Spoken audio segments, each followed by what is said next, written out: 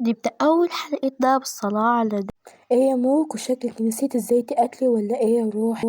لا يا شوش، ولسه منسيتش وهوريك. طيب خدي. واديتها بوكسة طيرتها بيه، مع العلم ان هي كانت ولا اول واحدة علمها باباها الفنون القتالية، بس مات قبل حتى ما يعلم البنات التانيين زي ما انت عارفين طبعا. بس على فكرة هو في سر، هو في حد قريب جدا قتله لأبوها، وقامت ملك وهي عيونها سودا أكتر مما هي سودا فعلا، شغف ببرود واستفزاز. أخيرا ظهرت يا كابوس، لقد حان وقت القتال حقيقي يا عزيزي. فبدأت ملك تضرب شغف ضربات ورا بعضها بسرعة تفوق الخيال، وشغف ما استغربتش قوي عشان ده الكابوس، يعني مش هتكون زعيمة المافيا الروسية من فراغ. يلا نتسلى شوية في الملل ده يا روحي. طلعي مسدسك يا ملك، طلعي دلوقتي.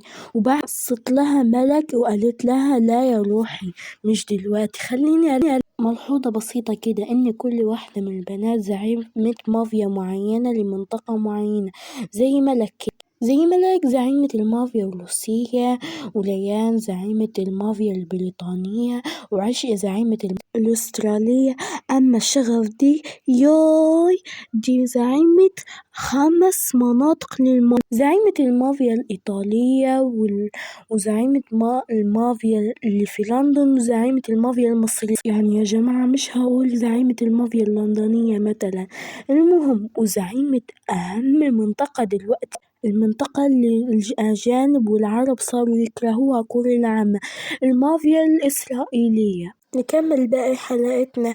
المهم ملك هحقق أمنيتك يا شوشو، طلعت مسدسها بس شغف ما تتوصص، وضربت المسدس بالشلوت وقالت لها معش اللي يضربني بالمسدس.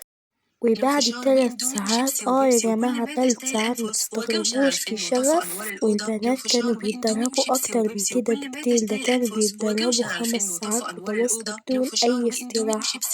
بس حكم القوي كانت ملك كده قاعدة على الأرض مغمضة عينيها، وشغف بتتكلم كأنها مجنونة بتكلم في نفسها.